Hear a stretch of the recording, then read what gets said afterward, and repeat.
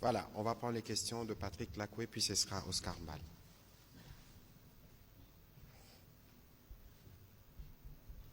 Merci, Excellence, pour la parole. Monsieur le ministre du Commerce extérieur, ma première question est sur la cartographie du café cacao congolais. Puisque la sanction arrive, mais on ne sait pas présenter clairement cette cartographie. Le café cacao congolais est produit dans quelle zone? La deuxième question est sur la politique de transformation et même la politique de consommation locale. Puisque la population congolaise est estimée à plus de 100 millions d'habitants, ce qui veut dire, si on revient à votre exercice de tout à l'heure, $1 de consommation par population, sur les 100 millions, ça nous fait 100 millions de dollars. Et si cette population consomme régulièrement le cacao, le chocolat, produit du cacao et le café aussi, si, on aura de l'argent dans notre caisse de l'État. Donc, quelle est la politique de transformation et la politique de consommation locale du café et cacao congolais? Merci. Très bien. Mais merci beaucoup. Je pense que la solution pour nous, les pays africains, passe par là. Lorsque j'étais ministre de l'Industrie, j'avais dirigé une réunion ministérielle de tous les ministres de l'Industrie de la RDC pour proposer une décision comment on appelle ça, au sommet des chefs d'État. C'était à Niamey, où nous avons fait passer une décision adoptée par le sommet des chefs d'État pour consacrer désormais 10% du budget de tous les pays africains au développement industriel. Pourquoi? Parce qu'on a constaté que nous ne sommes que dans les modèles anciens d'extraction des matières premières pour alimenter l'industrie européenne.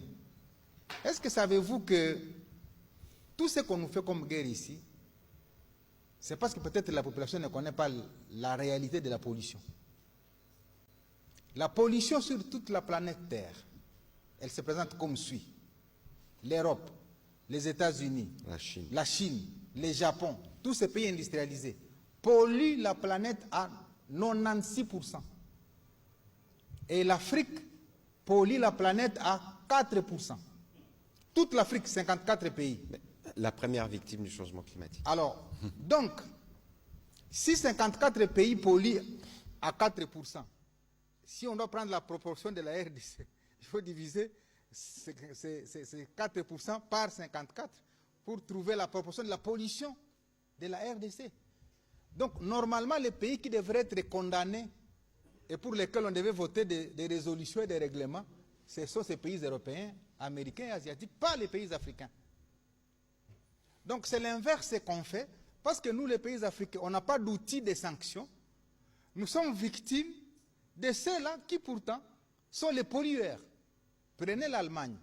Lorsque la guerre russo-ukrainienne a éclaté, l'Allemagne a manqué de l'énergie parce qu'il n'y avait pas de gaz.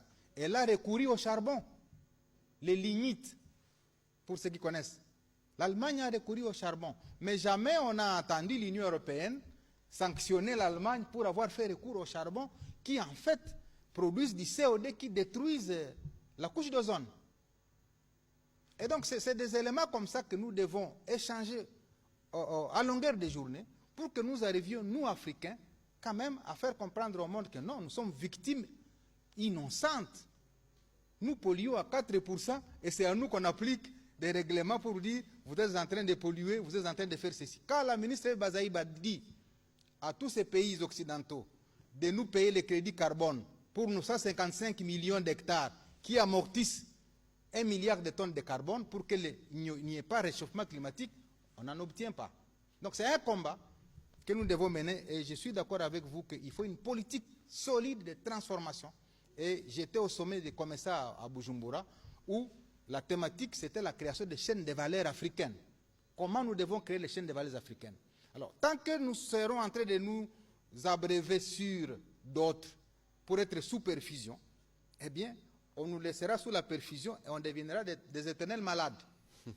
Et donc, moi, je pense qu'il faut une révolution au niveau africain qui nous permette de changer de paradigme de gestion de nos ressources par la transformation locale et les chefs d'État l'ont adopté effectivement à Niamey. Mais la mise en œuvre reste le problème. Alors, la cartographie de la production de cacao et du café, la plus grande zone de production, c'est l'espace Est. Mais toutes les plantations de l'espace Ouest, notamment l'Équateur, ont été abandonnées. Mais c'est aussi un espace qui produit suffisamment de café et du cacao. Alors, ce que le gouvernement doit maintenant organiser, au-delà de ce que nous devons faire ici, c'est de construire les routes, et c'est le plan qui est fait au ministère des Infrastructures, c'est de construire les centrales hydroélectriques, et c'est d'intensifier ces zones de transformation agricole. Parce que si on a les cafés et les cacao à l'Équateur et qu'on n'a pas de possibilité de l'évacuer et de les transformer là-bas, eh bien nous allons rester sous la coupe de ceux-là qui nous appliquent des sanctions. Donc il y a quand même un travail important à faire au niveau du gouvernement, et ce qu'on est en train de faire, pour rendre notre cacao compétitif sur le marché international. Nous devons améliorer certaines conditions au niveau interne. Les routes, l'électricité, les zones économiques spéciales, qui sont des outils de viabilisation de notre production au niveau international. Donc la question que vous posez à ce pesant d'or, et le gouvernement y travaille à travers ses différents ministères.